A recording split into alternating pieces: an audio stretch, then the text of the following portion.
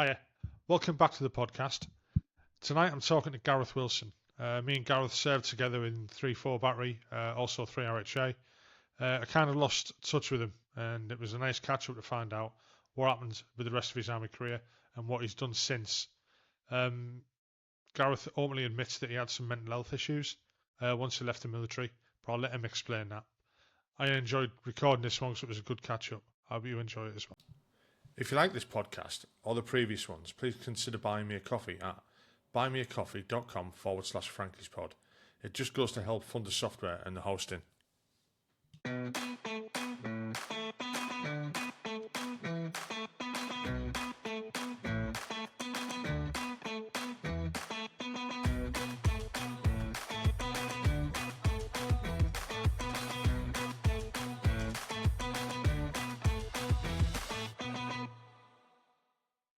Welcome back to the podcast. In today's episode, I'm talking to Gareth Wilson. I served with Gareth in 3 RHA and in 3-4 battery. We both served on a tug of war team. Lots of these podcasts have had people off the tug of war team on them for some reason. I don't know. But no, we served together, and then I think he moved to 5 Ridge, but we'll find that out later. Hi Gareth, how are you doing? Not bad, mate. Yourself? Yeah, great. And it's nice to see you again. I haven't seen you for I know. years. Yeah, it's years Yeah. we've seen each other. Yeah. It's the same as like on the podcast bumping into people like this. It just brings back loads of memories and stuff like that. It It's does, great. definitely. Yeah. Right, so it's normal questions. Where did you grow up? Why did you join the army? What did you do? Why did you leave? And is equally as interesting as that, what have you done since? Because a lot of people are more interested in the guys that knew and what they did after the army or after the people last seen them and stuff like that. It's just as interesting. So if we just want to crack on with that and just say, like, where did you grow up and why did you join the army? Well, I grew up in I was born in North Shields. We lived there for about, I think I was 3 or 4 when I left North Shields.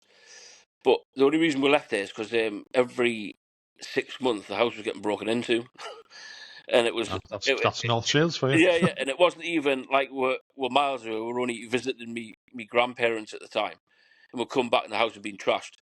So anyway, we ended up with no house for about, I'd say it was about 6 months. We ended up living with me nana at the time, and funny enough, about 20 doors down the street, this house come available in Whitley Bay, where we moved to West Monkseaton, and that come available, so I ended up living there, and that's where I grew. That's where I say I grew up, because that's where I was from the age of about 4-year-old.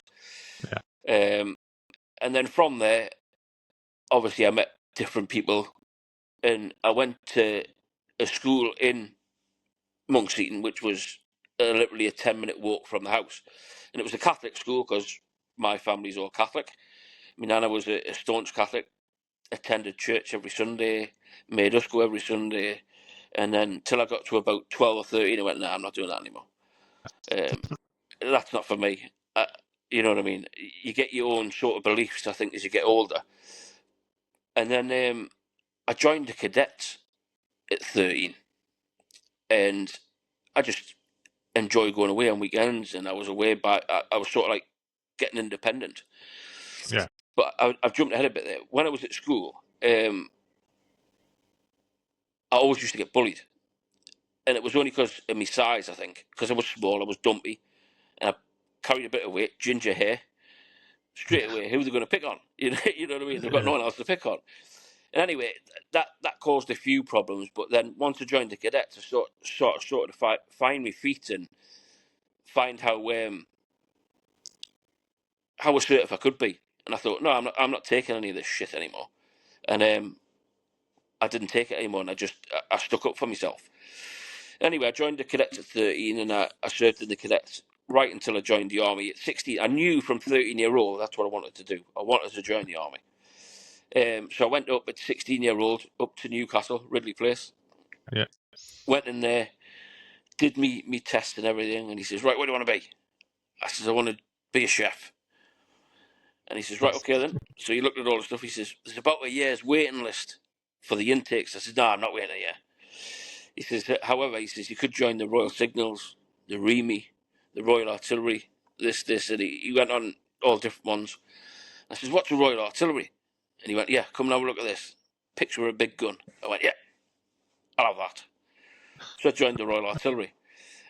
Went to Bramcourt in 1991. October 91. October intake, September intake. I was the last one to do the year intake of training. And I met some good people there. When I was in training, although it was horrible, I enjoyed training. And I wasn't that fit when I went in there, but by the time I left training, I was running a BFT as well at the time in about 9 minutes. And I wasn't going to get any faster than that. And I knew I wasn't going to get any faster than that. Oh, I was never that fast anyway. But then you hit your regiment, don't you? And obviously you got choices there. And I think I picked 19. So let's just jump back a bit. So turning up with Bramcourt for the first time. You know, obviously you've had the experience of cadets and stuff like that. Yeah. But how much of a shock to your system was it? And how prepared did being in the cadets make you for that? I'd say I was slightly prepared, but not fully prepared, because you don't understand. Like them days, it was funny the way they spoke to you. You know what I mean? Like the troop sergeant. I had Taff Evans was my troop sergeant. Then I had Payne, not Chris Payne. There was another Payne. I had him as my troop number 1, and Taff Evans was my troop number 2. And Taff Evans, every time he spoke to you, it was in this sort of like deep voice. When you were marching around, and all you hear was, "You lot like a bunch of spanners in a fucking magnet factory." That type of thing he would come out with. Yeah. And every time you heard your name shouted, you just thought, "Fuck, what have I done now? What have I done now?" But I must say, I enjoyed training. It got me into the mindset that it was the job I wanted to do, and I was quite happy with doing that job. Yeah. And I went on my first leave in the January. No, it was the December. It was Christmas leave. I was due to come back on I think it was the 2nd of December, 2nd of January, 3rd of January. And my nana passed away the day I was due back. And obviously my mum phoned training saying, "Look, his nana's just passed away. Is there any chance he can stop at home?" And they said, "No, he's got to come back. When it's the funeral, we'll release him for the day to come back for the funeral, but he's got to come back the following day." Yeah. Which gutted us, totally gutted us, because my nana was like my life at the time. I was closer to my nana then than I was to my grandma. Yeah. So I think that was the first bad experience I had. And it gutted us because she couldn't be there for my pass out parade, because it was her that encouraged us to join the army and follow my dreams type thing and all that sort of stuff. I get that. And then when it come to me passing out, and I couldn't believe this come out my dad's mouth at the time. My dad was there, my granddad was there, my uncle and my mum and my sister. And when I come off after passing out, I went round the back. He went, "Where are you going?" I said, "I'm going for a fag." I didn't know I smoked at the time. And he went, "How long have you been smoking?" I said, "I was about 14. And he went, "No, you haven't." I said, "I have. I said, I've been smoking since I was 14-year-old. And he was like, "Well, how come we didn't know?" I said, "Well, I'm just good at keeping secrets, aren't I?" And I said, "Because you smoke, you couldn't smell it on us anyway, so what difference does it make?" And I was the same. he turned around to us and he says, "Do you know what it is?" He says, "I never thought you would ever do this." He says, "I've always thought you were weak." And that come from my dad. Right. You know what I mean? I bet that was a bit harsh, a bit gutting. That was hard, mate. Yeah. And even my uncle and my granddad were stood at the time, and my granddad's looking as if to say, "What's he talking about?" Yeah. You know what I mean? As if to say, well, you don't say that to your son who's just spent a year doing training. You know what I mean? He's cried to you on the phone because he's missed you or whatever, and all the rest of it. And that's what he came out with. "I never thought he would do this. I didn't think he was strong enough." And that hurt. So I think from then on, it was like, I am going to do this, and I'm going to prove to you that I can do this. Yeah. And that's why I stuck to the army, and I never backed down. I thought, no, you're not scaring me away from a job that I enjoy. No chance. Yeah, I mean, it could have meant it more constructive in a more constructive way, but I don't think it did. Yeah. By the sound of it. No. Yeah. He just didn't. My dad had a funny way with words, and he didn't think before he spoke most of the time. I think we all suffer that one, mate. Yeah. We do, but his was more often than it should have been, if you know what I mean. So anyway, just before we passed out, this is what regiment you want to go to, and I think I picked 19 Reg, 4 Reg, and 3 RHA. And they were reading it, as they do, they read it all out. You're going to 4 Reg, you're going to this. And I think there was two or three of us in training at the time. There was me, Hicks Williams, and I can't remember the other lad. Can't remember. Atkinson. Remember Jock Atkinson? Jamie Atkinson. Yeah. He was one of them. Oh, right. Jamie Okay. Atkinson. There was Hicksy and me. That's the only 3 I knew of at the time. Yeah. But when I got there, obviously there was more people there, like John Hudson. He left the sit, but he was a different battery to me, so I didn't know where he was going. Eddie Vine was another one. Eddie Vine, bloody hell. Yeah. It's a name I forgot about that, to be honest. He was in 3-9 battery. He ended up there. Paddy Bashford, he was another one. And then when you get there and you meet everybody, you think, oh, can hell. I know you're from training at such and such. So when you think, fucking hell, there's only 3 we're going to that regiment, you're like, who do I know there? You know what I mean? Yeah. And when I first got there, the first person I bumped into was Col Colson and Cliff Coggins. Both troop sergeants at the time. Yeah. Who are you? What do you mean, who are you? Who are you? Gareth. What do you mean, Gareth? What's your surname? Wilson. So you're Gunnar Wilson. Yeah, that's me. Yeah. And you shan't get into it once you speak to them. And I think I was at the regiment about 2 months. I arrived in the October. It was my 18th birthday in the November. Yeah. And they went, yeah, there's a nice surprise for you. You're off to Northern Ireland. And they were already halfway through the tour. I think they had already been out there 3 months, so they wanted me to do the last 3 months of the tour. And a bit of a shock at first, and obviously you're like, I'm going to get shot at, I'm going to get killed, I'm going to get stabbed or whatever. But once I'd done the training and I got out there and I think that built friendships out there, and I got to know the lads before everybody else. Yeah. That was left back in camp, like the lads who weren't old enough to go and this, that, and the other. So I met the likes of, I think at the time there was Dave Lamb, Billy Thorpe. You know, all the old boys were out there. Yeah. I'm trying to think who else was out there. Scoops. Do you remember? I don't know if you remember Scoops Cooper. Oh, do you mean everyone remembers Scoops? Yeah. He was out there. Stacker was the BSM at the time. Cheryl. Yeah.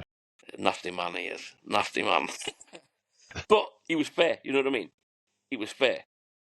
And then when I come back from the after, because we were in Rath, Cy Brown was another one. He ended up at 3 RHA because he come out with me to Northern Ireland. Yeah.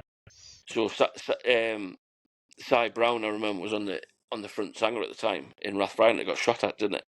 Yeah. The front sanger got shot, and he was in the front sanger at the time, and obviously it was his first tour. Obviously, everybody was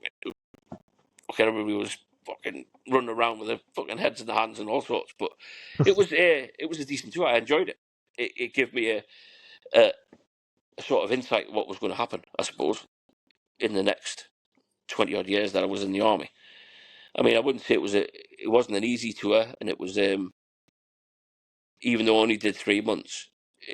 Like I say, it made me grow up, I suppose, because I knew you don't have much choice, do you? No, you don't. You don't have much choice, and it made me grow up a bit. And I think when I got back, obviously I had loads of money. You know what I mean? I was like, wait, I got loads of money. I've saved loads of money. What's the first thing you do? You go out in Colchester, and that's it. It's all gone. Yeah. It was gone. But no, I enjoyed my time in Ireland. Like I say, it was a good tour. And then I moved from there we went to Topcliffe, didn't we? Yeah. And in Topcliffe, I sort of got a bit injury prone, I suppose. I ended up with a hernia. It took the army, I think it was 6 months, 7 months to find out whether I had a hernia. And they sent me to Catterick Hospital at the time. Yeah. And when the doctor did the operation, and I come round, because my mother had come through to see us, because I was in hospital. When I come round, the doctor says, "You're very lucky, Mr. Wilson." I says, "What do you mean I'm very lucky?" He says, "It was strangulated. You had about a week and a half to live." Get out. So that was a bit of a shock, and I was like, what can I do? I can't do anything. The army's not going to, you know what I mean? I can't sue them Yeah. at the time, because it was that sort of, if you do that, they're going to get rid of you type thing. So I got on with it, and that's when I started becoming injury prone, because my stomach was ripped. And then I ended up working in the sergeant's mess. Wasn't an exact place I wanted to be, but I enjoyed the job. I don't know if you remember it. Do you remember Gary Spicer? He was the mess manager at the time. Little spicklet. Yeah, I do. Yeah, Yeah. yeah. And then Gaz Cowan took over as a mess manager. So Gary Cowan, me and him got on really well. I enjoyed working with Gary Cowan. He was Gaz is a good guy. Yeah, top He's man. a good guy. Yeah. And then obviously once I'd done my time in there, they sent me back to the guns. And it was when it was swap over to AS90 from FH70 to AS90. Yeah. And I did me basic guns, advanced guns, and then ended up on the guns. And I thoroughly enjoyed my time on the guns. Don't get me wrong, I thought it was brilliant. It was the exercises that I didn't like. You're not meant to. Yeah, exactly. Mind you saying that, I didn't mind the exercises. I mean, they were a bit different to FH70. You know what I mean? You know what? The amount of people I've interviewed, right, and they're saying, FH70, I hated it. I loved that gun. I absolutely loved it. I preferred that because I started off on Abbott's. Christ, I did my basic training on 25 pounders, then we did it in juniors, and then we converted to light gun. Got to 4.7.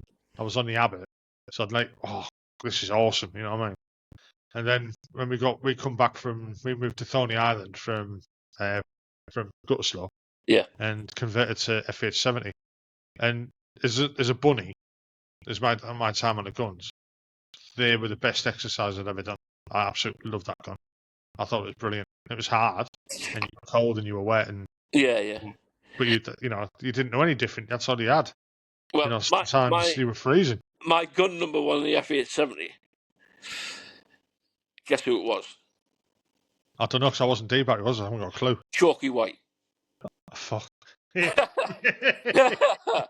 So there you go. There's that one. You know what I mean? Yeah. He was just all fists and slaps, you know what I mean? Yeah, no, he was. I will give him that. Give him that. But he was good. Wrong. He was a nice bloke. Yeah. He was a nice bloke. He's the one everyone asks about. Yeah, yeah. I wonder what happened to him. Because nobody knows what's happened to him. No one's seen him. No one's seen him.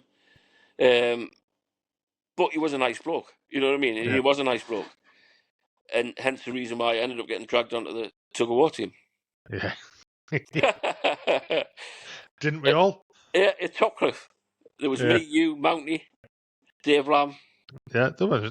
Most of the people who've been on his podcast were in that team as well. Yeah, exactly. Even like Lee Orton. So, I mean, I never worked with Lee. I only knew Lee from the tug-of-war team. You know, and stuff like, I mean, if you've listened to his podcast, it's brilliant. I listened to his. He's done so well. Yeah, he's done so well. Yeah, he's doing really well. Really well. And I'm doing Dave next week. Dave Lamb? Yeah. Monday night, I'm doing it with him. Yeah, that'd be good. That'd be good, yeah. Yeah, it will be. I'm looking forward to that one. Yeah. Yeah, I mean, there's other people I still want to get on, but they won't commit to it. But I'll talk about that afterwards. Yeah. So the tug-of-war team, it was hard work, wasn't it? It was brutal. It was brutal walking around camp with sandbags, mate. Yeah. And then he'd say, right, go and do the BFT route with your sandbags in your hands. I don't want to see them dropped. I mean, who can do a mile and a half carrying whatever was in the sandbags? Yeah, under full sandbags. They were heavy.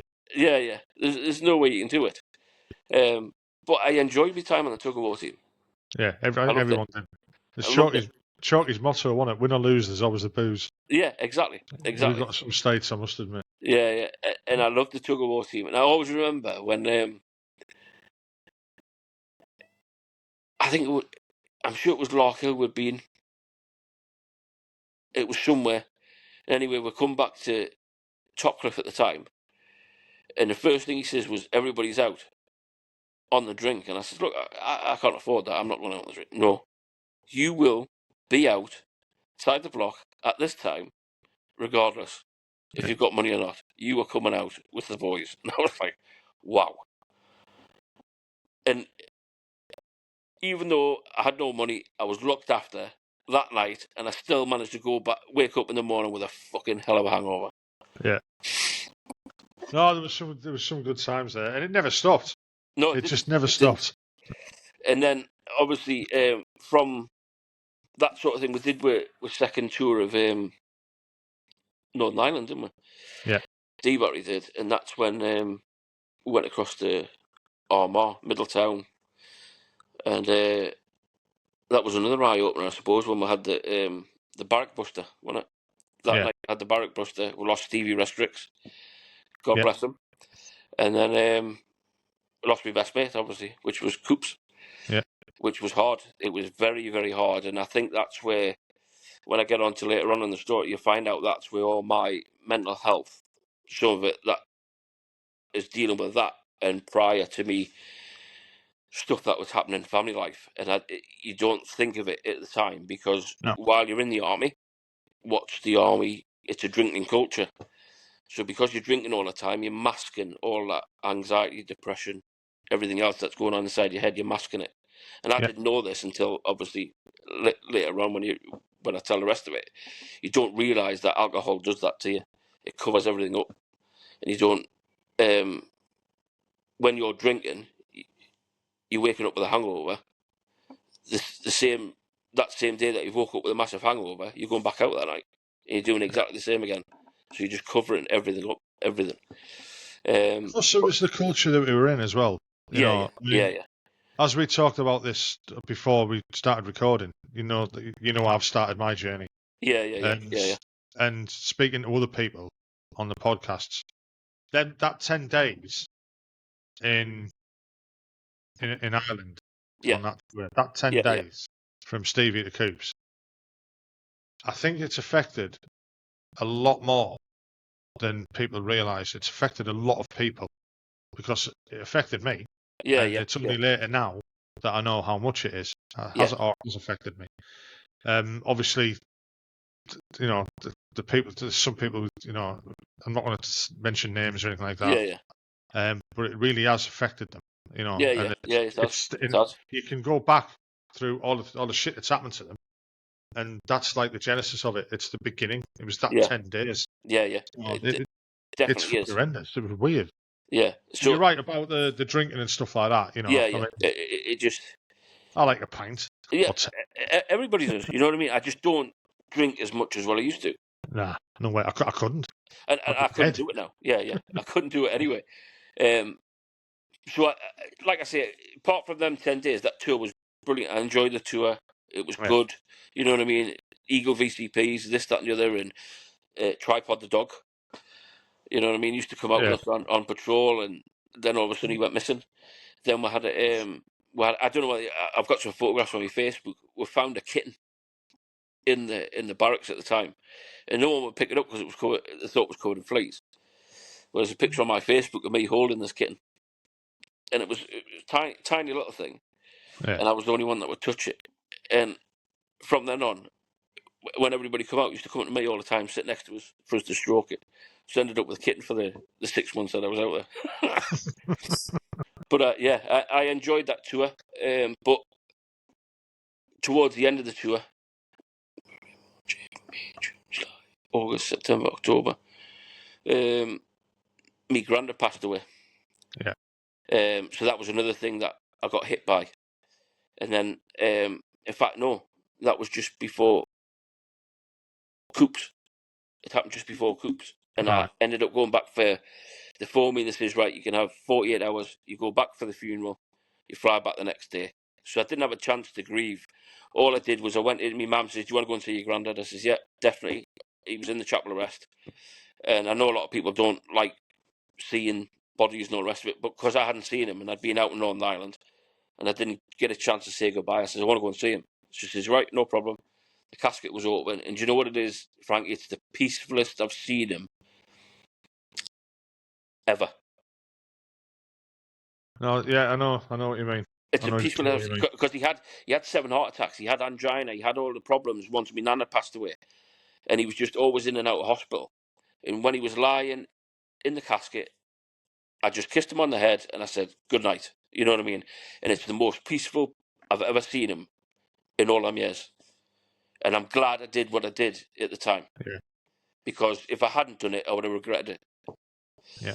No, I know exactly what you mean. I've been through it with my mum and dad, and Yeah. It's just yeah, even like my sister, and because my sister was younger than me, she says, "What do you want to go and do that for?" I says, "Because I've not seen him. You've seen him. You've been here. You got to say your goodbyes to him." I says, "I haven't seen him." And then, like I say, I got there. The funeral was one day, and I flew back to Ireland the next day. And then months later, Coops obviously took his own life, yeah, which was it was hard. It was really hard, especially when Coops used to come home with me on the weekend because he didn't want to go all the way to Birmingham with me living in Whitley Bay. We used to come back to mine and then go into Newcastle, go on the drink in Newcastle, or we'll go to Whitley Bay, and he loved it. And my mother at the time classed him as a second son to her because he was always backwards and forwards to our house. you know what it is with him, right? It's weird because, and again, it was the fucking tug of war team that did it because he used to come down my house for Sunday dinners. Yeah, So exactly. I classed him as my little brother. Yeah. You know what I mean? Yeah. Having a crack with him and that. He was such a likeable lad. Yeah. And you know what I mean? At the time, you think, what did he do it for? You know what I mean? He's obviously had problems to do it. You know what I mean? Everybody has. But obviously, I thought I'd be the person that he would speak to because I was that close to him. And he never said anything to us the night before or anything. We were sat outside having a cigarette. You know what I mean? This, that, and the other, chatting away. And he went, "Right, I'm off to bed." And I said exactly the same. "Yeah, I'm off to bed. I'm up early in the morning." And then the next thing, we get waking up with that. You know what I mean? And I was just like, "What the fuck? How's that happened?" No, You know what I know. Well, I think after I do the podcast next week, I think a few questions will be answered because I've already spoke to the guy about his view on it. Again, I'll talk about you after we're finished. Yeah. All that because it opened my eyes. Yeah. And it's all the rumours that went round and stuff like that. Were all bollocks. Yeah. You know, but again, we'll talk about that later. Yeah. It's not your story. No, exactly. And then after Ireland, obviously we booked a holiday to Ibiza, didn't we? I was Jay Barry, wasn't I? So I was got part of you. So there was me, Dickie Sunderland, Smudge, Ronnie Barker, Grease. What a motley crew. I know, Grease, me, Gus Oliver. I can't remember who else. I think that was about it. But and we all went to Ibiza. But Coops was supposed to go on that, you see. Yeah. So that was I think that was our bit of a release when we got out there. But you think, like all them squaddies out there, they'd cause havoc. And we didn't. We just got on well with everybody in the hotel. You know what I mean? We'd come in at like 5, 6 o'clock in the morning, quiet as we could, tiptoeing around the rooms or whatever. But we made no noise. We got on well with everybody. There was even a couple in there that was cooking in the room and she offered to make us Sunday dinner all over. While we were over there, we were like, "Oh no, it's all right. Honestly, it's all right." But I loved that holiday. It was brilliant. Enjoyed it. And then from there, what happened after that? We just went back to normal stuff, wasn't it? And then we got posted over to Germany. Yeah. And then from Germany, what happened to I went to Bosnia. And I got picked to go in the dog section, to go in and do the dog handler's course. I remember that, yeah. I remember that. And I think that was a bit of a good tour for me, because they classed me as a senior gunner out there, and I was in charge of the dog section. So there's me, Tips, Richie Wallace, and Dave Trahar was the dog section. And because I was the senior gunner, you had an inspection once a month off the veterinary corps, and they come out to make sure everything was running smoothly and this, that, the other.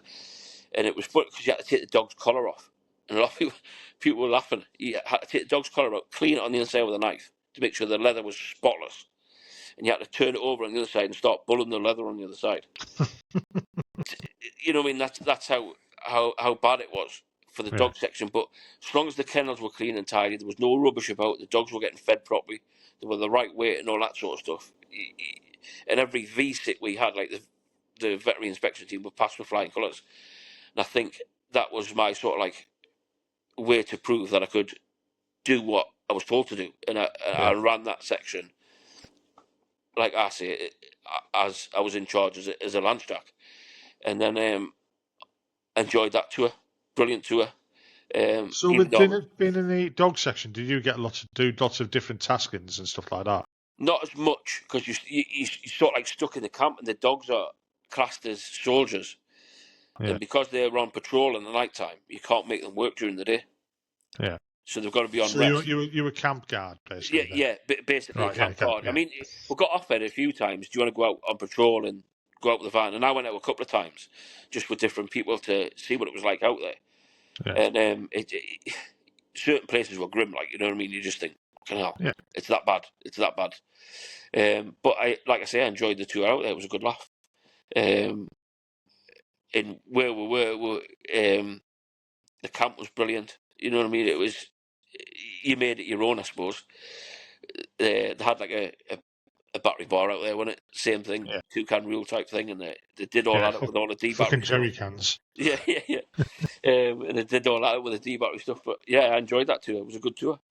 And then I come back from there, and I got posted to Larkhill. Yeah. You just followed me, didn't you? Yeah. That was in the May. No, was it when did I get posted to Larkhill? It was a good few months after I'd got there. February. Yeah. I'm sure it was the February. I got posted in the February. And I enjoyed that. I started off in the wrong place. Like, I started off on the OPs. Yeah. Yeah, so, I mean, imagine how shocked you were. Imagine how shocked I was when I turned up there and right, you're in sea trip. No, yeah. So I've never been on the OPs in my life. I was like, what the fuck? I don't know. Ended up with a crew with like 148 battery and 7 R8 here, blue 9. I was like, what the hell? It was the W2 was Chris Burrows at the time. He was the W2 in there, and I was like, why have I been sent here? I'm not OP trained, this, that, and the other. Anyway, I did about 6 weeks with him. And we're out on one of the,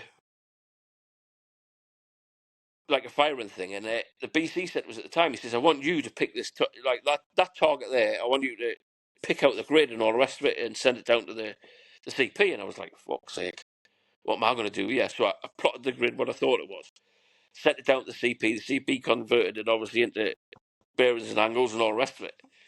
Anyway, fire. I got a fucking target round, didn't I? The BC went, how have you done that? You're not OP and you just got a target round. I was like, well, just one of those things, isn't it? And they were saying, you sure you're not an OP? No, I'm definitely not an OP. And then they moved us from there into the Q stores for a bit. Yeah. I don't know why. They just moved me into the Q stores for a bit. I try to think who it was in there. Hughes was it Britain? I'm sure his surname was Britain. I can't remember. And then they put us back on the guns, and obviously Dave Lamb come over there at that time. Went on to the guns, and then first of all when we got to and I met my missus, obviously, didn't I? I met Kerry. Yeah. In the May, 14th of May, just it was our anniversary of meeting a couple of days ago, and what it was, I'd been on leave, or I was away for some reason, and all the lads, my mates at home, were like, "Oh, we're not going out. We're at work the next day." And I was like, "Fuck's sake, this is shit. What am I going to do?" You know what I mean? I'm not going out to Whitley Bay drinking on my own like a fucking loner. And my mother had said to us at the time, "Why don't you come play bingo?" I was like, "Fuck off! I'm not going to play bingo. You think I am? Fucking 60." And anyway, by the end of it, she goes, "Yeah, but they do jugs of beer in there, like 4-pint jugs for like £3." I was like, "Right, where's the bingo at?" So I went with her. And at the time, my mother would come back and she says, "Oh, there's a girl over there fancies you." And I says, "Oh," like joking about. I says, "Which old woman is it then?" Having a laugh, like, and she went, "No, it's not. It's one of the girls that sells the books." So I wrote, at the time, I had one of them BT Cellnet mobile phones, tiny little thing. Yeah. Wrote my mobile number down, pay as you go thing. I says, "Yeah, give her that number. I'll see if she likes it or not." And then as soon as I left, at 9:20, a text just saying, "Hi, it's Gareth." And from that text, I think for 48 hours we never stopped texting each other, just in between. And I met her the following day. She was doing the day session in the bingo, and I met her in Whitley Bay. We went for a walk around Whitley Bay, down the beach, got to know each other, took her back to work, and then from then, I didn't go back home. I spent the last week of my leave at Kerry's house. You know what it is, mate? I remember you coming back off leave and you were so loved up. Yeah. You were a different person. I think it was the third day I'd met her. Obviously, we'd talked, we'd been out, we'd been for a drink, we'd done this, we'd done that, and the other. And on the third day, I says, "Do you know what it is?" I says, "I think I love you." And that was on the third day. And she seen us back on the train back to Larkhill at the time. And when I got on the train, she'd satisfied herself the fact, because I was a squaddy, she was never going to hear off me again. That was it. Job done. Yeah. And I kept texting her all the way back. "I'm here, I'm there. When I got back to camp, I rang her straight away. "Oh, I'm back in camp," this, that, and the other. And it just all blossomed from there. And then we were going to get married in the November. But we had the artillery day, didn't we? My mum come up for the artillery day, and Kerry come up for the artillery day. And we hadn't seen each other for about 8 weeks at the time, because it was just back to back doing stuff at Larkhill. Yeah. So I says, "I'll pay for the hotel. You come through, and then we'll go to the artillery day, and we'll go into Amesbury, have a drink in Amesbury, and then we'll do whatever." Well, because we hadn't seen each other that long, you know what happens, don't you? Yeah. Well, the next thing is, 6 weeks later, Kerry finds out she's pregnant. So, of course, at the time, my mum was a bit, you can't not get married now, this, that, and the other. That's the type of person she was. Very Catholic, yeah. We're getting married anyway. We're getting married in November. Nah, you can't leave it that long. It's too long. So I says, "All right then. I'll get married when I come home on leave." "What do you mean you get married when I come home?" I says, "I'll get married when I come home on leave. Registry office, job done. That's it. I'm married." You know what I mean? And I know people go on about these big weddings and all the rest of it. I think it cost me and Kerry about 400 quid. Cost me 50 quid to get married, mate. Yeah. It cost me I was AWOL at the time, remember? I think it was £240 at the registry office. Then we went back to Kerry's mum's and had a barbecue. And that was it. And the laughters at the bingo at the time, because we obviously, once me and Kerry started seeing each other, I got used to talking to the lasses. And they paid for a hotel for it in Whitley Bay.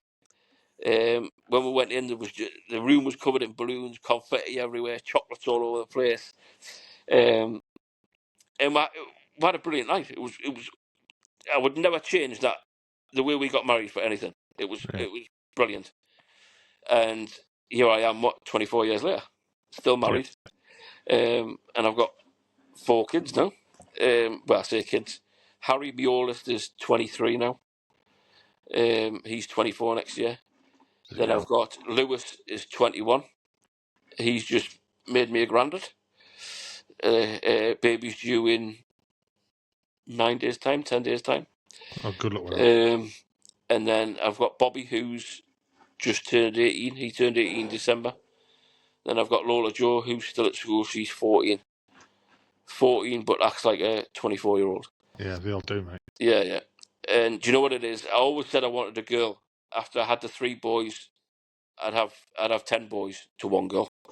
Because girls are so much harder to look after. Don't get us wrong. I love her to bits. You know what I mean? I wouldn't change her for the world, but it's just so hard work. So hard work. Girls compared to boys. Boys, you can just leave them to it and they'll find their own way. But girls, you've got to teach them everything. You've got to show them how to do stuff. It's just hard work, and she's got some attitude. They don't want to know. Yeah. She's got some attitude on her, mate. Some attitude. And then from there, I went to, because Harry was born with a hole in the heart. I don't know whether Yeah, I you remember remember that. I was gonna mention that. Yeah. Yeah. Harry was born with a hole in the heart, and they wanted me to be kept down south because he was going to get seen at Southampton Hospital because the top heart surgeon was at Southampton. I remember you had a bit of difficulty convincing them. Yeah, I did. Because I says, look, just extend me posting at Larkhill. I'll stop here for 2 years and then do it that way. No, we can't do that. You can go to 3-2 regiment in Larkhill, or you can go to 1 RHA in Tidworth. So I put my preferences in and all the rest of it. Come back 1 RHA in Tidworth. I thought, well, it's not too bad. I've stayed in Royal Horse Artillery, you know what I mean? I'm happy with that. I'd rather stay in Royal Horse Artillery if I can. And then we'll move to Tidworth. But just going back in a bit there, I remember when me and Kerry got married, obviously we had that little flat on Howard Vice Road. Yeah. In Larkhill. Remember when we had the housewarming party? Yeah.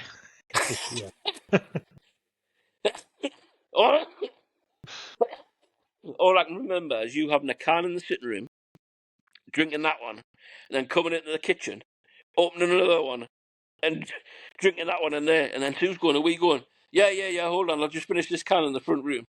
Then you were finishing the can in the front room and going into the kitchen, and down another one in the kitchen. That was brilliant, honestly. Yeah. I was a bit of a beer monster, I must admit. Yeah, well, we both were at the time. You know what I mean? It was always either I was round at your house on Sunday dinner, you were round at ours, you know what I mean? I mean, it was the tug of war team again, wasn't it? So Yeah. But I enjoyed Larkhill. I really did. I did enjoy Larkhill. I could have stayed there, to be honest. Yeah, I could have. If I got the chance, I would have stopped there for the rest of my career. And again, talking to all the other lads who done EREs down there and stuff like that, you get told you're going to Larkhill, you're like, oh God, no, it's the school. I don't want to be there. But once you get there, and you get into the routine and everything, it's absolutely brilliant. I mean, I must admit, the 2 years that I was there, both seasons of tug of war. Yeah. So I was, mainly in tracksuit for a lot of it. Yeah, it was. Yeah. But again, it was hard work. I mean, we did a lot of weekends on the civvy circuits where, we were giving our time up. For that and stuff like that. Still doing duties, still getting dragged out on the range. And stuff like that, still doing the normal stuff, just doing the extra of the tug of war. And then obviously I moved to Tidworth. So what was it moving like the first, like from coming from? Do you know what it is? It was like it was good. It was a decent regiment. I enjoyed my time at First RHA. I went to Kew Battery. Yeah. And they put me in at first. To put me in the post room because I was downgraded at the time because I had that. I had bad calves, didn't I? Yeah. Ended up with bad calves. So they put me in the post room, and then that was when I was getting all my tests done to see what. I ended up with compartment syndrome. And anyway, they operated. Tell us about it. Yeah. Operated on one leg, and it didn't work. So they says it's pointless doing the other leg. There's no point in doing it. And that was me. Sort of at the same time. Yeah. That was me sort of like knackered. Yeah. For the rest of my career, I suppose. Having said that, I didn't. I'll admit I didn't help myself because I put loads of weight on at the time. You know what I mean? Yeah. I was just massive. So then I tried. You were a chunky fellow, let's say. Yeah. I tried to move from there into the. I wanted to change career totally, and I wanted to go in the store side of life. Yeah. And Larry Hale was the RQ at the time. Oh bloody hell! There's a name from the past as well. And Sid Trench was the QM. So anyway, I'd approached him. I'd approached the BC and I said, "Is there any chance I can go into the stores?" No. We want you in the officers' mess for a while. We know you've worked in the sergeant's mess, so we want you to go at the officers' mess and help. Taff Lacey, it was. Remember Taff Lacey? Yeah. He was the mess manager at the time, and me and him got on really well. Me and Taff Lacey, and I enjoyed my time in there. I was just getting pissed about at the time. It was just like, because you're downgraded, we're not going to promote you. We can't send you to the course. This, that, and you're there. And I thought, I'm going to do something about this. I need to do something. And at the time, they said, as long as you lose some weight, we'll get you on a leadership course, because you can do a leadership course, but you can do it downgraded. You just got certain things you can't do. So anyway, I think I lost about 2 or 3 stone at the time. So I went right back down, and they put us on the leadership course. Went on the leadership course, passed the leadership course, and it just took me ages. It seemed to take ages for me to get promoted. The regiment went away on Telex 7. Was it Telex 7? I'm sure it was Telex 7. And I ended up back in camp on rear party, and they said, while you're on rear party, you're going to be CO's driver. So I was driving the Edge, and then when the CO was coming back from theatre, I was picking him up, driving him about, and all the rest of it.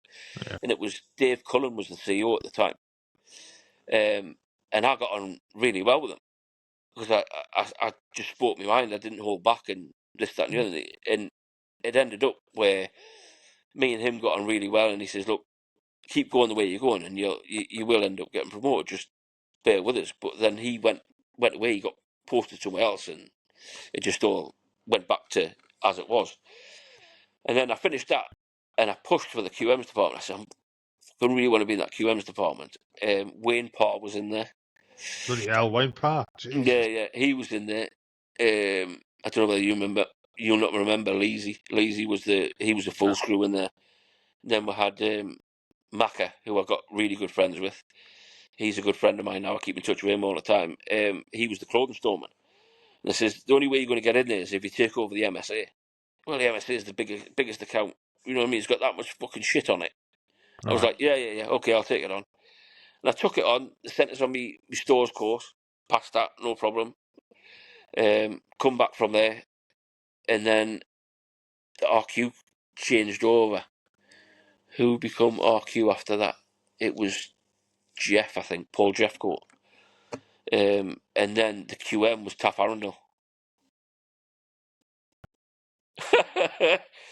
But we got on well as the department. It was brilliant. The department was that close-knit. We worked really well together, and I loved it in there. I really did love it. And I stayed on the MSA, rations, all the rest of it. Did all I had to do. And then at the time this is Telex 10 was coming up, and they said, "Look, you're downgraded. You can't go." And I pushed and pushed and pushed. I thought, if I go on this tour, I'm gonna get promoted out of this. Yeah, it's gonna help me. So I pushed and pushed and pushed, and I went to the doctor. I says, "Look, just let me go on this tour. I work in the stores. I'm not going out on the ground. I'm in the stores." And after some humming and hawing, and it took 2 or 3 months, they went, "Right, we'll let you go." And I thought, yes, brilliant. So I went back to Tapper and I says, "Right, let me go. Can I go?" "Yeah, of course you can. You're going on advance party." So I said, "Right, brilliant, no problem." When's that? Tomorrow. Yeah.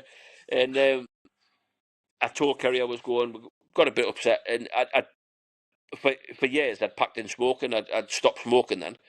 As soon as I found out I was going there, I started smoking again. So I was back on the 40 a day, this, that, and the other. But as soon as I come back, I'd stopped again. And anyway, that tour I went out, and I said to myself, when I go out on this tour, I'm going to lose weight because I'd put weight back on. There's a picture on Facebook. I'll tag you in it later. I was about 21 stone at the time. Wow. That's how big I was. I was about 20 stone. And anyway, I said, I'm just going to do what I can every day in the gym, just bits and pieces, do as I can.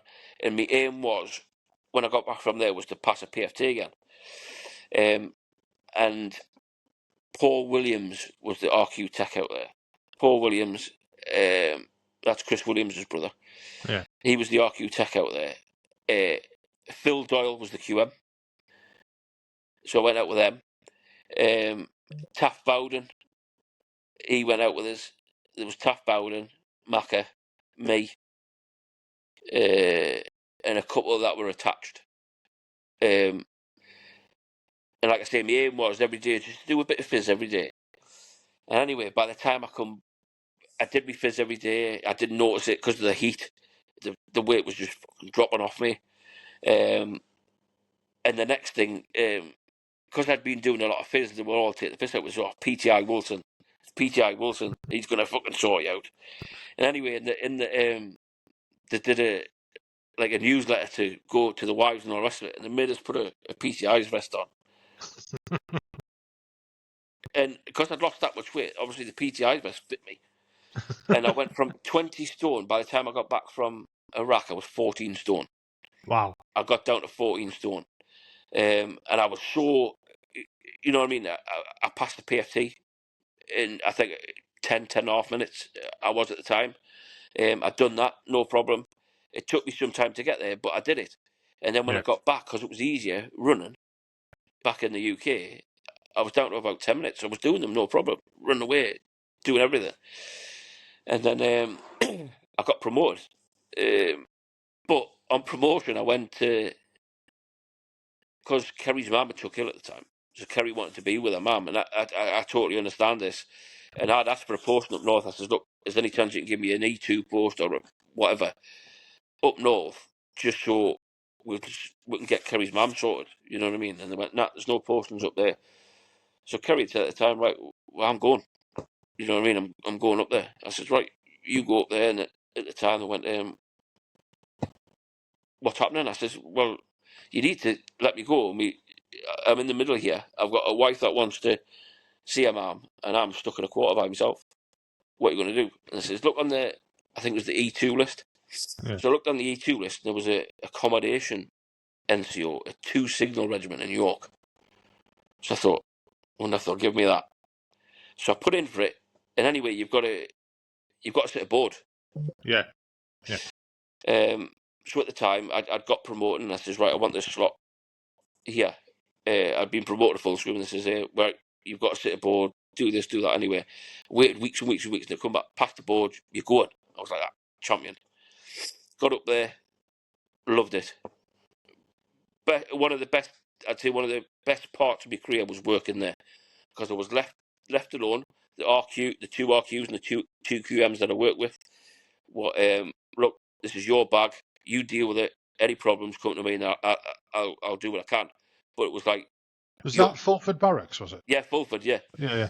And at the time, they wanted all the blocks sorting out. They wanted all the locks on the doors sweetened so you could have a master key and open the doors and this, that, and the other. And I booked everything. I got it all sorted. The locksmith came in, did everything, and it went all smoothly. And I got everybody into proper rooms, because they had 246 Kirk, a signal squadron up there. They were sleeping on the floors in each other's rooms and this, that, and the other. And I said, look, you can't do this. It's a massive fire risk. If anything happens and you're not in your room, how are we going to account for you in that? And I managed to separate them all back to their own rooms. And I loved that. It was just, they went away on tour, and I ended up, they merged the 2 QMs together. So I was working downstairs with the techs as well as the mains. I did 3 years there. Wow. And I enjoyed my time totally. But just rewinding back there, when I was on Telec 10 in the November, Kerry had phoned me. Harry was 7 at the time. She went, they're going to repair the hole in his heart. And this had just come out of nowhere. I was like, what? They're going to repair the hole in his heart? I went, well, I need to get out of here if they're going to repair that hole in his heart. He's not going in for an operation while I'm stuck in Iraq. Yeah. Not a chance. So she says, I've spoken to the welfare officer, who was Paul Quigley. Paul Quigley was the welfare officer at the time. Yeah. And they said, look, well, all you need to know is when the operation date is, we'll get him back in time for that operation. So I says, right, no problem. She gave him the dates, and they got us back. And I was back, I think it was the day before the operation. Went in, took him in. They didn't even need to give him a pre-med. He was that chilled out. You know what I mean? Harry took everything in his stride. And he went down, he had the operation. He says, oh, it'll take about 3 hours to do what we need to do, close this hole. We're not going to touch the valve, because he had a leaking valve as well as the hole in the heart. So I says, right, okay. 4.5 hours later, I'm pacing up and down. I'd heard nothing. I was like, what's happening? Is it going right? Is it going wrong? Is it going right? Is it going wrong? Anyway, after about 5 hours, the surgeon comes down. He says, right, he's out. Everything's gone to plan. We're taking him straight down to ITU, because obviously he's got to be in intensive care, because he's had his heart, his chest ripped open from top to bottom, instead of going through keyhole, because he couldn't do it that way. So they took him down there, and I met him down. Kerry didn't want to come to the hospital, and I totally get that. She doesn't like hospitals. So me and Kerry's mum went, and he needed a drink like you do when you wake up, as you come round from anaesthetic. And I had to give him this little sponge with the water on, and I put it in his mouth. He went, "No, I want a drink." I said, "You can't, son, that's all you're allowed." And anyway, I'd burst into tears by then because I knew he was all right and he was awake type thing. And anyway, the next morning, I left him that night. I says, "Right, I'll see you in the morning, son." Yeah, no problem. And in the morning, they moved him from ITU just into high dependency, and they'd never said nothing to us. So Fucking hell. they'd moved him, and I come in, and he's sitting there with this, like an iPad type thing. I says, "What are you doing?" He says, "I'm watching Shrek." And I was like, what a difference from last night to now. Yeah. You're watching Shrek. And anyway, once I'd known that, I rang Kerry and I says, "Look, you need to come in and see him and this, that, and the other." And she come in. And he ended up with a bit of fluid round the heart, obviously because of the operation when he left. And they wouldn't let him leave until he got rid of some of this fluid. So they had to give him these tablets or this medicine to help him wee. So it would get rid of this fluid round the heart, because that's what they do. It just drains it from the heart and it comes out in your pee. And anyway, he had these two piercing wires into his heart, through the chest, into the heart, in case the heart stopped. And he had to keep these in while he was in the hospital.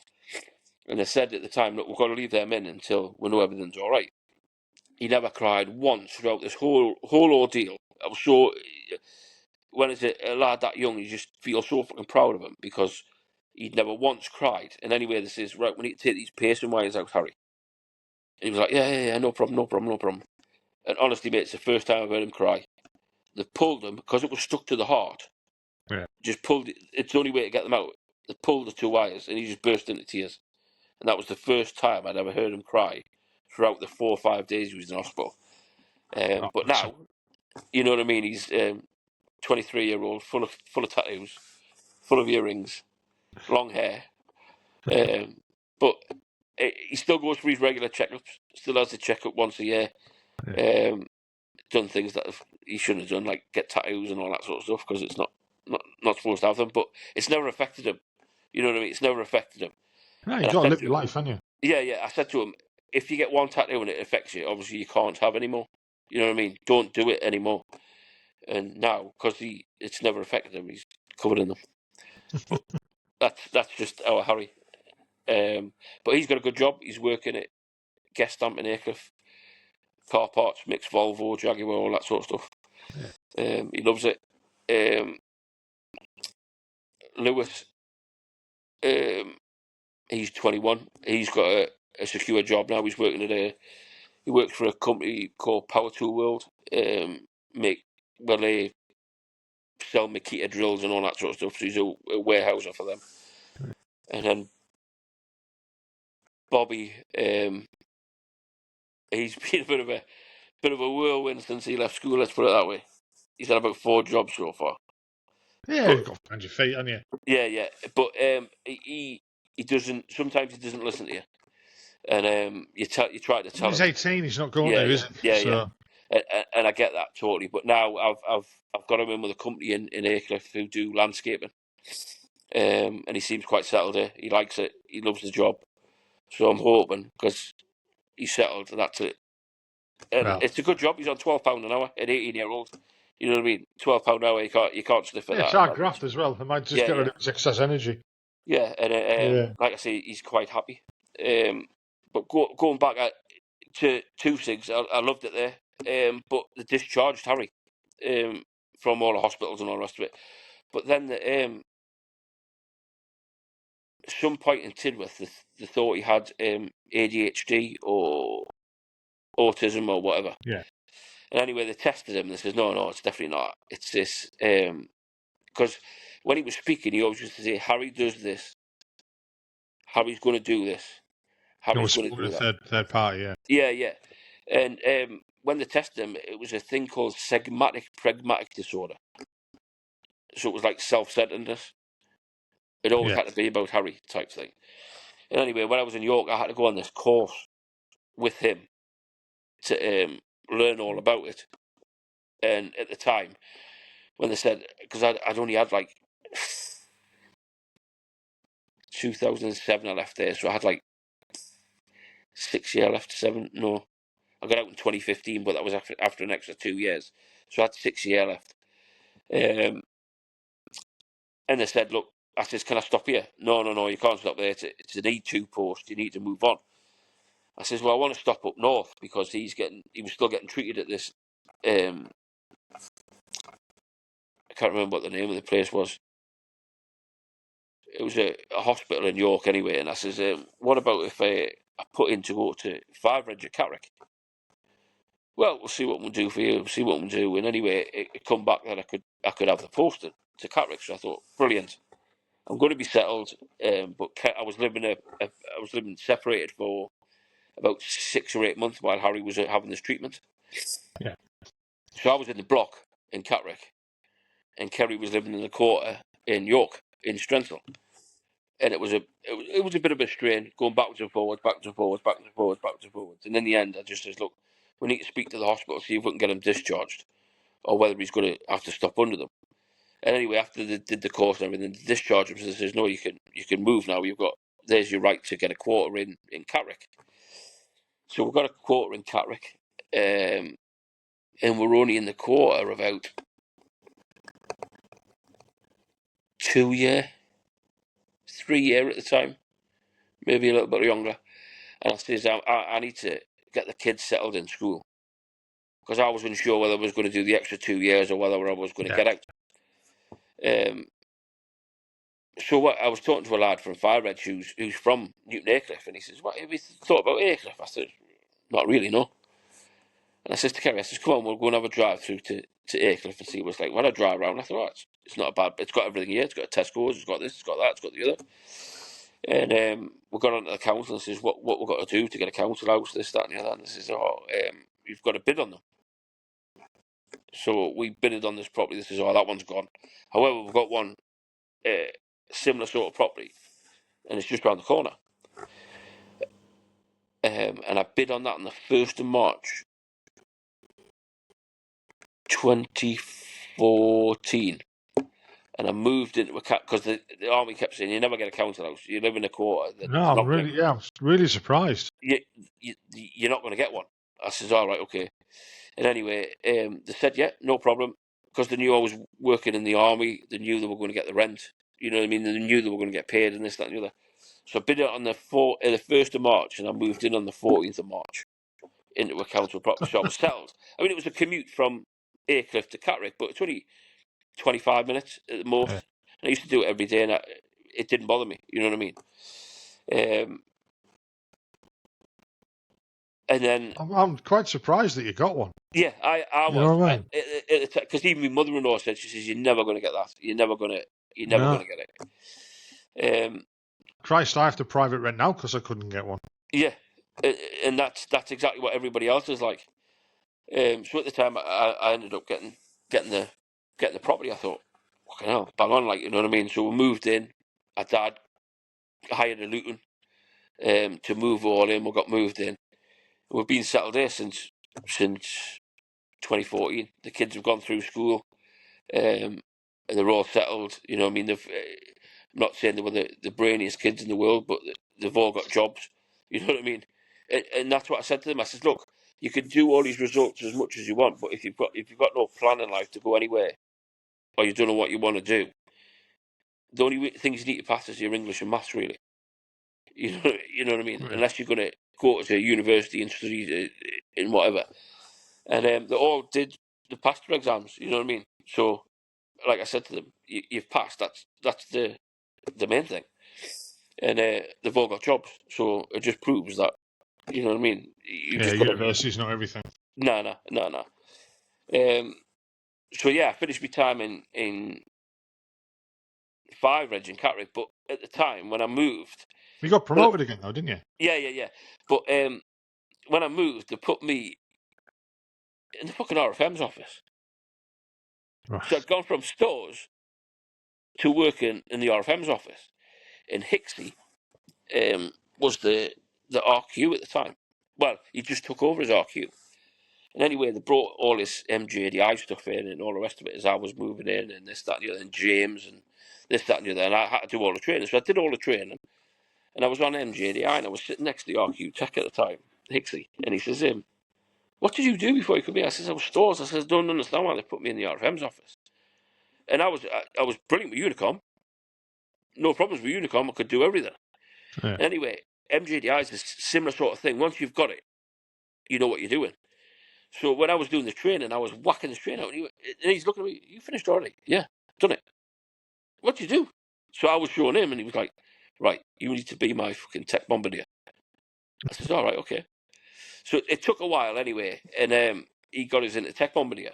And at the time, Hixie had said, he says, you should be where I am, but as the RQ main. And I says, yeah, but I says let's put it into perspective, Hixie. I says, as if your fucking face fits, Yeah. you get promoted. And I says, I've always said the same thing. As if your fucking face fits. And anyway, 5 Reg had a big open day on, and the QM tech had said to me, you're running with this as a full screw, you're doing it. You're organising the whole lot. If you need a hand, come back to see me, but you're running the whole lot. I want you to organise it. I want you to do everything. And I was like, fucking hell. And he went, but this is all going towards something. You know that, don't you? I was like, yeah. So we got it all done. It all went to plan. Everything went well, and this, that, and the other. And the last that was the accommodation sergeant was moving into RFM because Steve Emerson. Do you remember Steve Emerson? No, not really. No, Irish lad. So he was the RFM at the time, and he was moving on, or he was getting out. So Joe Hindle was going to move to RFM, which left the accommodation sergeant slot empty. So I was like, right, okay. And Hixie went, I've got plans for you. You're going across there. And the QM at the time was Carl Trevelyan. Remember Trev? Oh, yeah. Trev from Leeds. Yeah. Trev was the QM at the time. And he kept looking at me every time I went across. I knew who he was, but he obviously hadn't clicked on who I was. And I started talking. I said, oh, when I was third, this, that, and the other. He went, you were 3 hour chair? I said, yeah. Fucking mentioned all the names. He went, I knew I'd seen your face before. And anyway, we clicked that, and that was it. Yeah. And Hixie said, he says, look, you might have to do 6 months in the post, but you will get promoted out of it. Anyway, 6 months passed, and I thought, it's fucking not happening, this, like, it's not happening. And then it got to 8 months, and I was like, look, I said to the QM, I says, I'm either getting paid by rank or you promote me, one of the two. I'm not doing the job if I'm not going to get paid for it. He went, just chili beans, hold on, it's coming. And anyway, it was on they used to do CO's BT and all that stuff on a Friday, and then I got promoted on the Friday to sergeant. So I did my last 2 years basically as a sergeant, pension wise. Yeah, I was going to say, not bad for the pension. Yeah. And that's when they looked after. They did look after. And Hixie looked after me, and he said, "Look, I will look after you, and I'll make sure you get it, and all the rest of it." And he did. And then they offered us the bank in when I was at first RHA, but I didn't think I got it. They never said nothing about it. They just offered us it, and I said, "Yeah, I'll take the extra 2 years." And anyway, when it come to my run out date, I was like, looked on JPA, it was like fucking 2015. I was like, I'm out 2013. No, 2015, you got Venk. I was like, fuck. You know what I mean? Because I built myself up. I was like, shit. And anyway, I did the extra year, and within that year, I'd signed off. I'd had enough. I was getting grumpy. I was getting fucking sick of it. You know what I mean? I just had enough by that. And you know when you've had enough. Yeah. And the QM at the time, Trevor said, look, just stick it out. Because he was getting out. He was going to FTRS. He's in Strengthal now, somewhere up there. And he says, just stick it out, you'll be fine. I says, I don't know whether I can, Trev. I says, I'll be honest with you. I says, I don't know whether I can. He says, please, just do whatever you can to stick it out. I says, right, okay. So I stuck it out, and I did the extra year, and I got out. And from your resettlement, because I'd done all that stuff at 2-6, I thought, I want to be a locksmith. That's what I want to do. I want to do it. He made loads of money changing them locks. I'm sure I can do the same. So I went away and did all the courses, and I did mine up in Hereford. the bloke who ran the course was ex-22 SAS. He was a door entryman. So he opened his own locksmith course and he trained locksmiths. So I did that. I did 4 weeks up there, and then he says, "You're going to come back and do the UPVC repair course." I says, "Well, do I need to do it?" He says, "Well, what? When you go to a door now, what is it? UPVC?" I says, "Yeah." He says, "So you need to do the course." He says, "Because if a lock fails, we'll show you how to open that door without damaging it." So I went into the UPVC course as well, and then I was in my last 6 months, I think, and they still hadn't found my replacement. I was like, "What's happening? What's happening with replacement? You don't know who's taking over from us, this, that, and the other." And anyway, they found a replacement, and the QM said it was, "You've got." I think I left in the July, and I was due out in the September. So July, August, September, I had two months where I was doing nothing. And I was in the playground one day, picking the kids up from the school. And Kerry had mentioned something. She says, when your money goes in from, when you get your money, I just want to buy Lola Joe a new wardrobe for the bedroom. Well, I had a fucking meltdown, mate. Proper meltdown. Right. And I was just, I fucking went off the handle, this, that, and the other. And this is what, because I've been off for 8 weeks, and I didn't know what was going on. I didn't know how my business was going to run. I didn't know, whether these phone calls were going to come, when I was going to get work or whatever. And it's obviously been playing on my mind. Yeah. And Kerry had mentioned this, and I just fucking had a meltdown. And I knew then that I needed help, but I didn't want to seek help because I didn't know what to do. I didn't know whether I was to get it through the army or whether I was to get it through civvies and all the rest of it. And anyway, they put me onto this company called Talking Changes to do CBT, cognitive behavioural therapy. So I did that. They put me on tablets. So I was put on sertraline to start off with. They were making me sweat. I was having the shakes, so they changed me from them to another one called citalopram. Citalopram worked for about 6 months, stopped working. So changed my tablets again. I've had my tablets changed that many times since I've been out. And anyway, I did the 6 weeks or 12 weeks, whatever it was, CBT, and I felt a bit better. I thought, well, obviously that's what I needed, a kick up the arse type thing. Everything come out from my childhood to what happened to Coops, this, that, and the other, and all the rest of it. But when I was speaking to this one bloke, he was ex-military, and it's like he wasn't interested in my story. He just wanted to get off his chest what he had going on for him. Yeah. So I walked out and I said, "Look, I'm not putting up with your shit, mate. I'm here to tell you what's wrong with me, not you tell me what's wrong with you." And I walked out and I said, "That's it. The sessions are ended." So I phoned the mental health team again, explained the situation. I says, "Look, I need to go with someone." No, that's it. I says, "Right, forget it. I don't want to know."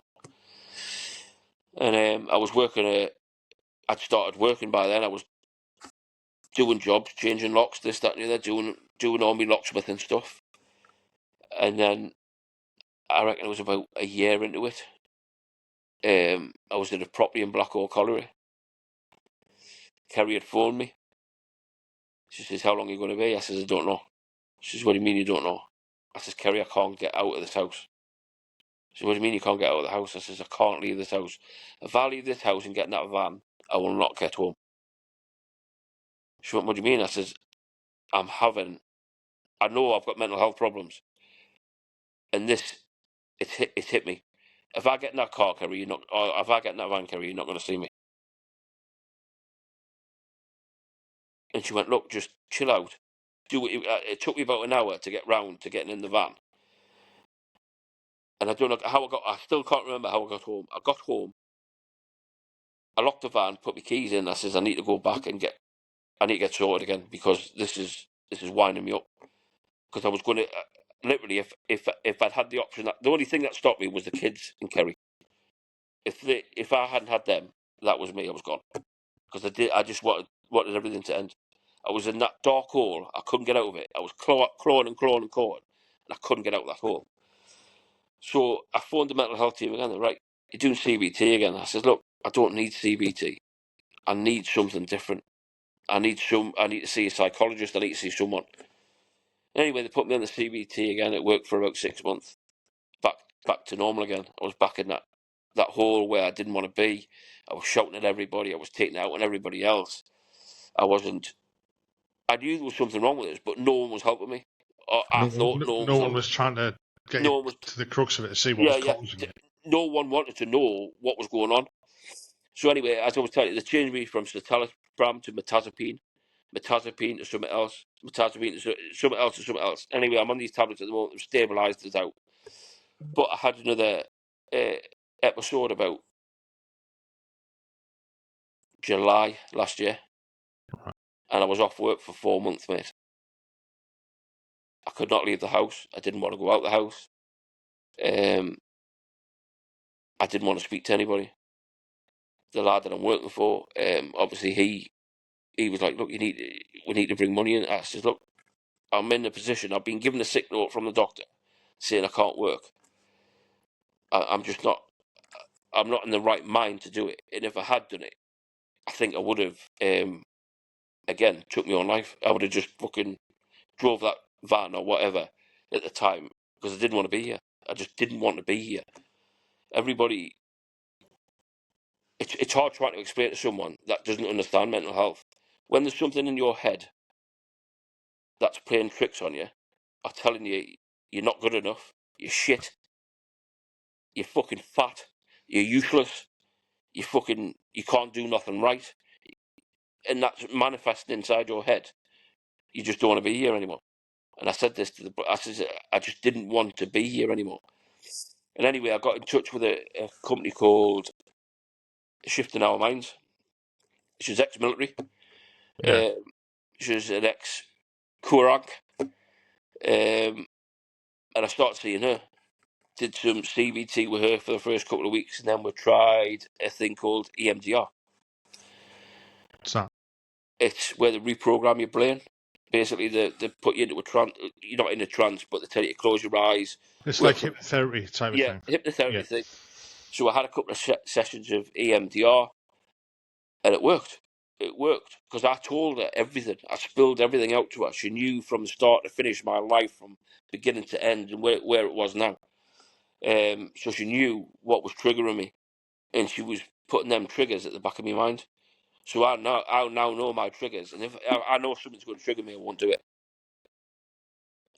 I avoid it straight away. Like, if my big thing at the moment is I don't like to be late for things. I don't like anybody else to be late. And if someone's late, that triggers me. Triggers me massively. So I'll take myself away for half an hour, sort myself out. I say, look, it's not going to kill anybody. It's not going to kill you. Yes, he's late, but so what? So what? So that's one of my triggers: is lateness or timings or this, that, and the other. And I reckon it all stems from when I was a kid, anyway. Because every time I felt ill or something was wrong with me, I was called a hypochondriac. By me mum, by me nana, by me dad, by me granddad. I was the hypochondriac of the family. So every time I was ill, I was trying to hide everything. I had a meltdown when I was younger. I know I did. It was about 9-year-old. My dad had said something. I said something back. He took the slipper, it hit me in the head. He took the slipper and it hit me in the side of the head. It cut my eye open. My mum come in. There was fucking blood everywhere. She wants to go. My dad threw a slipper at me.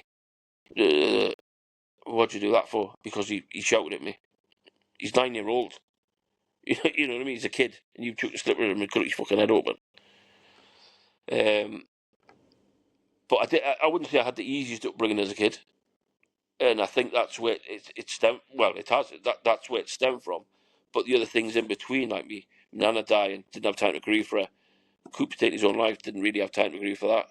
My granddad, he died. You know what I mean? It's all just got on top of me, and I've hid it for so many years. Plus, to be fair, you didn't really have the best time in the army.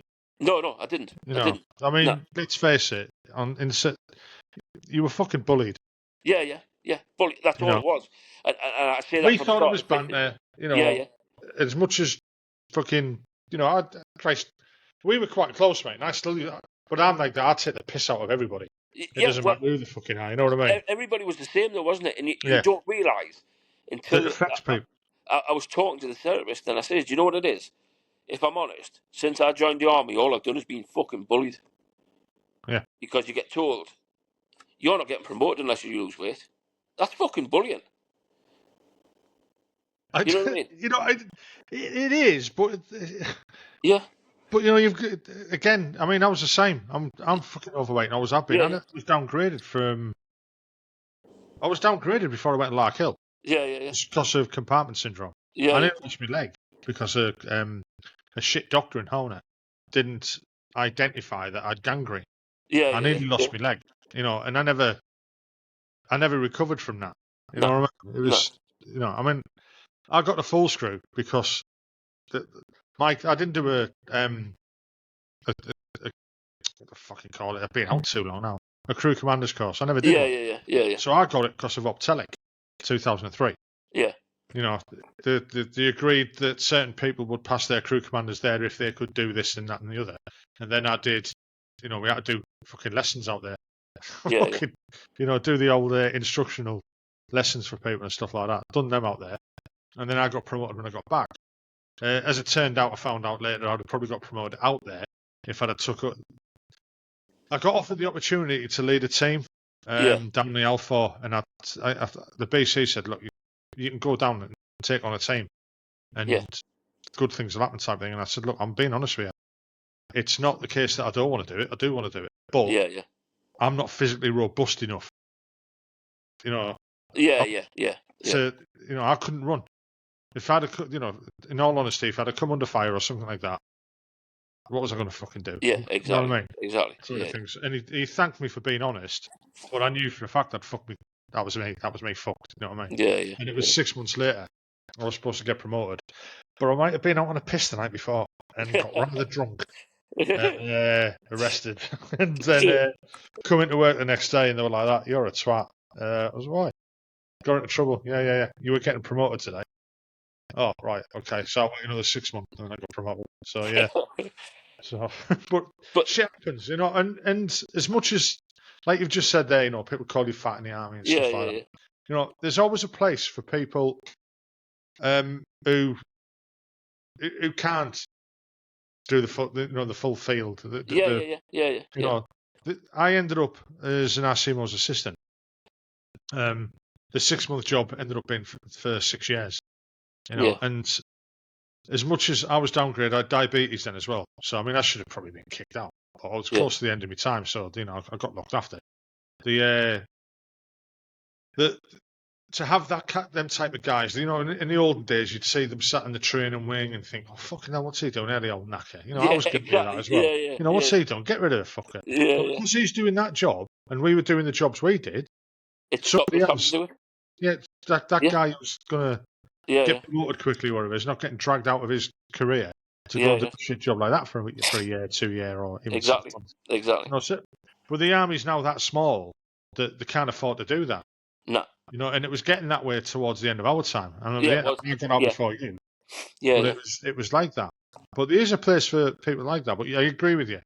The only time I've ever come close, let's say, to really fucking my career up by snotting a senior rank.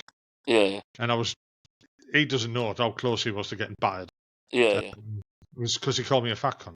And I didn't like it. And there was no... I won't go into it, but it come very close to me. Probably, I could have lost my career that day. And it wasn't for other very high-ranking people seeing what was happening and stopping me, calming me down, things could have gone another way, type of thing. You know what I mean? Yeah. But there's a place for everybody. But you're right to get. And I know you've got to meet a criteria to be promoted. Physically and mentally and educational wise and stuff like that. But you're right. People like that, like yourself and me in the past, get belittled. Yeah. And that's exactly what it is. It's not just the other guys saying it. We'd all say it as a bit of banter. Fucking hell, nobody called you Gareth. No. Nobody I know called you Gareth. You were called Ginge. Yeah. You know what I mean? Exactly. And that's, as much as it's your fucking nickname, it's also a bit of bullying. Yeah, But yeah. we don't see it that way because that was your nickname. No. You know what I mean? No. If someone's tall, they get called Shorty. If Exactly. someone's really short, they get called Lofty. You know, type thing. Exactly. It's You know, crazy. it's But just the way it is. But you don't realise that it does affect people. it does, and I didn't realise it was affecting me, and obviously until I'd had the meltdowns. But anyway, I'll go back to when I got out in 2015. My son, my oldest one, was seeing a girl at the time, and her sister got diagnosed with a terminal brain tumour. So I started trying to raise money for them. And at the time, I'd put some posters up, roundabouts, and all the rest of it. And I got a phone call off someone called Terry Green, and he was a Freemason at Aycliffe Lodge, Freemasons Lodge in Ferry Hill. I thought Freemasonry's it's always It's intrigued. fascinated me. Yeah, it's always fascinated me, and I wanted to know more about it. So at the time, when I phoned him, I says, "Look," I says, "how do I go on about joining this Freemasonry?" He says, "You've just done the right thing." He says, "You've asked." He says, "You haven't waited to be asked to join," type thing. So he says, I'll come see you in a couple of weeks." He says, "I've got some paperwork to fill out because you've got to be checked and all the rest of it." And he says, "We'll go from then." And he says, "It gets put to vote and this, that, and the other, and all the rest of it." And anyway, it got passed, and I joined Freemasonry in 2017. Right. And it's a brotherhood. It's just like being it's like being back in the sergeant's mess, I suppose. You go upstairs, you have your meeting, you come downstairs, you have a 3-course meal, you have a few beers, talk to the lads, and at the time you don't realise it, what Freemasonry is, and all it is, it's the charitable trust that raises money for other charities, smaller charities. So like we've got charities in Aycliffe that we give lots of money to. We've got charities in Darlington we give lots of money to. There's a cafe in Darlington called Cafe JJ. It's run by Downs people who've got Down syndrome, and I think last year they got about £18,000 out of us funding to help them run that cafe. And I enjoy it. It's once a month. I have a meeting once a month. I come up here, spend some time with it. Some of them are older than me, obviously, because Freemasonry's been on for years. I mean, the oldest lodge member we've got 94, and he still attends, and he still has his meal, and he still does. You know what I mean? He still does everything that we do, and I enjoy it. And it takes that. It gives me a bit more of that brotherhood bit. So I'm back in a crowd, clique, back in a clique where I've got lots of people who will support me, and they will help me if I need help. They'll tell me to get help, and this, that, and the other. And not only that, I joined this. I was going to mention, they called the Bearded Villains or something? Bearded Villains. I joined them in 2021. I seen a post on Facebook. In fact, I tell you who it was. Remember Lee Cutter? Yeah. He was a bearded villain. And I looked through some of his posts. I thought, "Oh, this looks quite interesting. I'll Google him." So I Googled him, and there's chapters all over the place. So you've got like the Northern Monkeys, which is us. You've got Lakeside, which is the Lake District. You know what I mean? You've got all different chapters. So the closest one to me was obviously the Northern Monkeys. So I contacted someone through Instagram, explained it, what I did, Got a and beard. yeah, I've got a beard, and I want to be part of it, like, because that's what it is. It's like a brotherhood. It's Could you liken it? Because I mean, I've seen your photos on Facebook and stuff like that. So, and I look at it and I think, look at that, that's like a motorcycle club without the motorbikes. It is that. Well, a lot of we had a club that didn't like it when we went to Scarborough because we wear patches, Yeah. the same as what they do when they don't like it. They do, especially if you've got a top it's very territorial. Top rocker and a bottom rocker on, which we don't wear them, but we wear patches. You know what I mean? There's different patches that we wear. Yeah. And anyway, it's the same I've seen sort people of thing. get into trouble because of them. Yeah. And they raised money again for charity, and because they were raising money for autism at the time, which was brilliant. I thought it was a brilliant charity. You know what I mean? A lot of people have got it, and I thought I'd be quite happy to help them raise this money. But they've changed it to a charity that's very close to my heart now. Andy's Man Club, mental health charity. That's You what know we raise what? money for. I've heard of it, right? Yeah, Because we've talked to guys on the podcast, and there's a couple of guys who might be doing the podcast, and they've mentioned Andy's club, yeah. and one of the lads literally said to me, it saved his life. It has. It's saved a lot of. We've got a lot of the chapter members now because we raise money for them. They've started going to Andy's Man Club because it's helping them to talk. It's helping them to get over things and this, that, and the other. It sounds like a stupid thing. You get your time in there to speak about what you want, what you need to speak about. People listen, and people will have their input the same as what we do. I mean, they're the same. They've got places all. They've got one in Middlesbrough. They've got one in Stockton. I don't know what further up, but I know they've got places in Newcastle where it's one night. I think it's a Monday night, 7 till whenever, and you go in, you make yourself a cup of tea, and there's men there in exactly the same frame of mind as you. They've all got mental health problems. They've all got something wrong. But sometimes you realise that some people are worse off than you. Yeah. You know what I mean?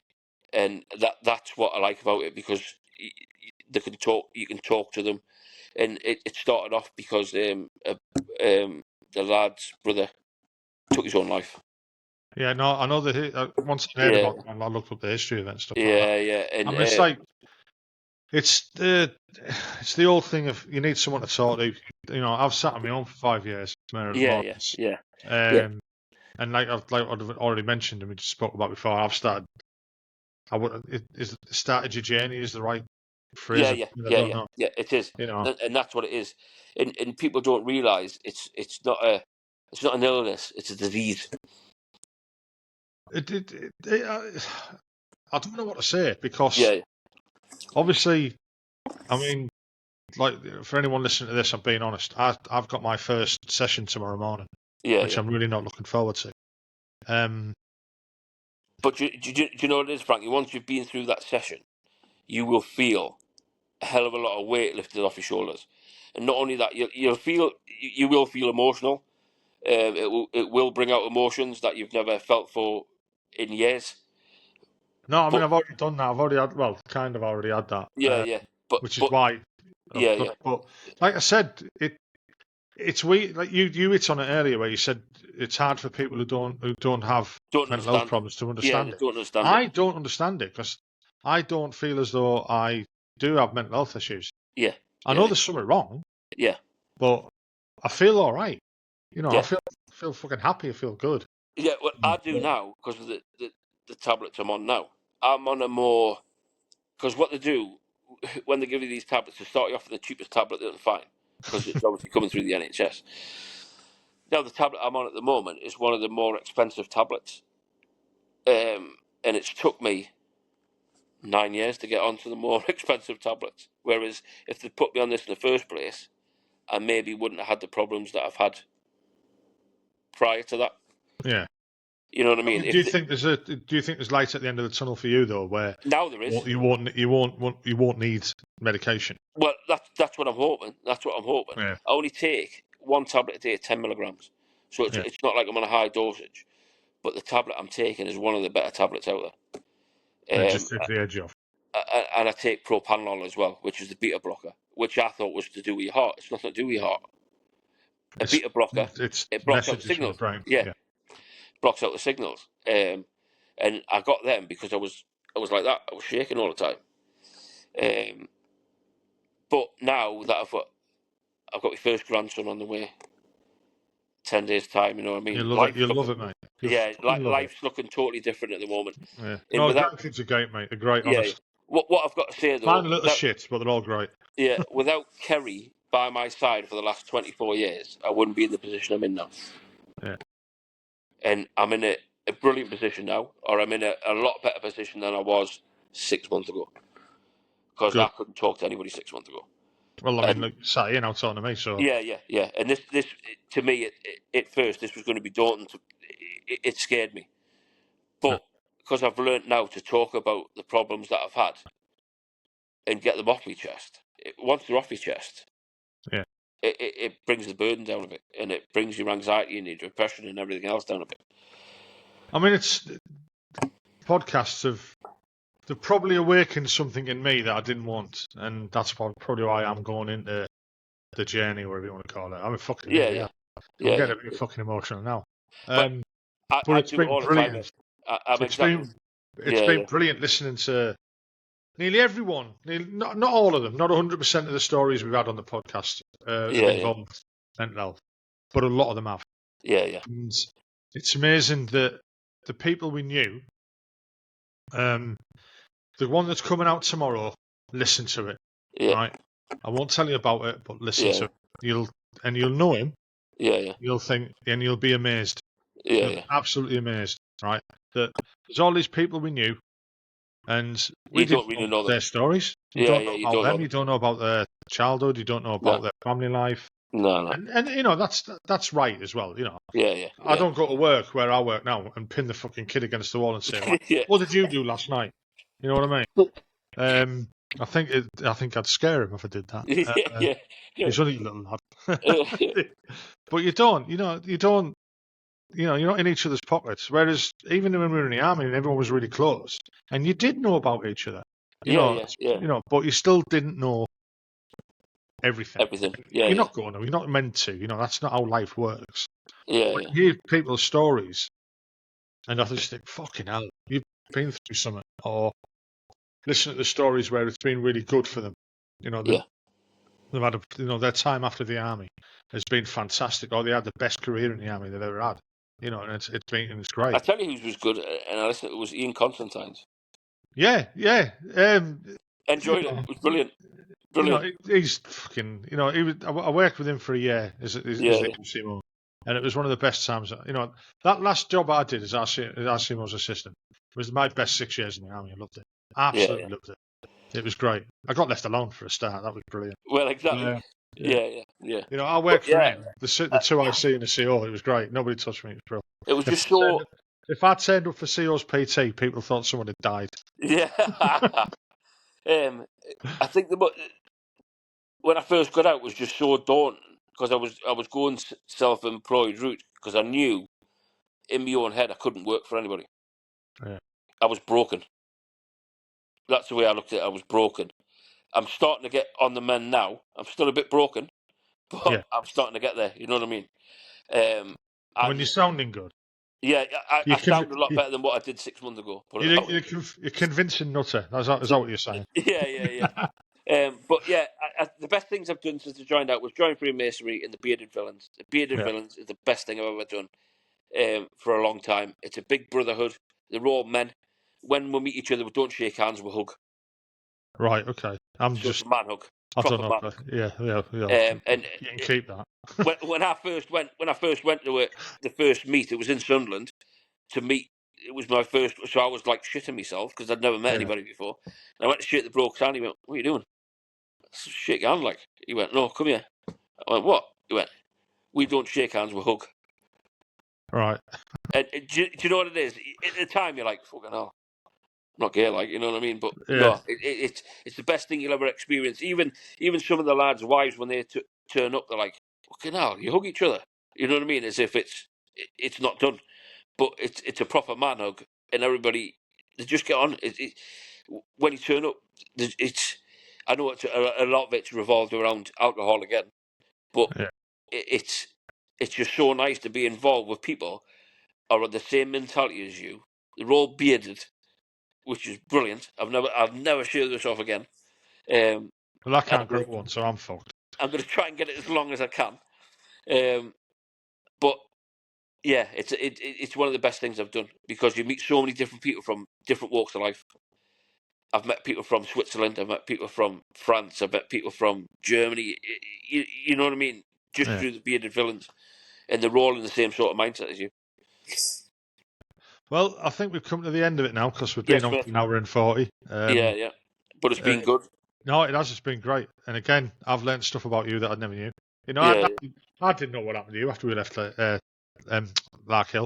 Yeah. We watch each other on Facebook and stuff like that. But you don't know what's going on in each other's lives. No, you don't. And I hope that people who are listening to this listen to your story. And look at themselves because there's bound to be people who are listening to these. Yeah. And even if there's some serving members who don't want to go that route because they're scared of what might happen to them in the military. Yeah. seek help, talk to someone.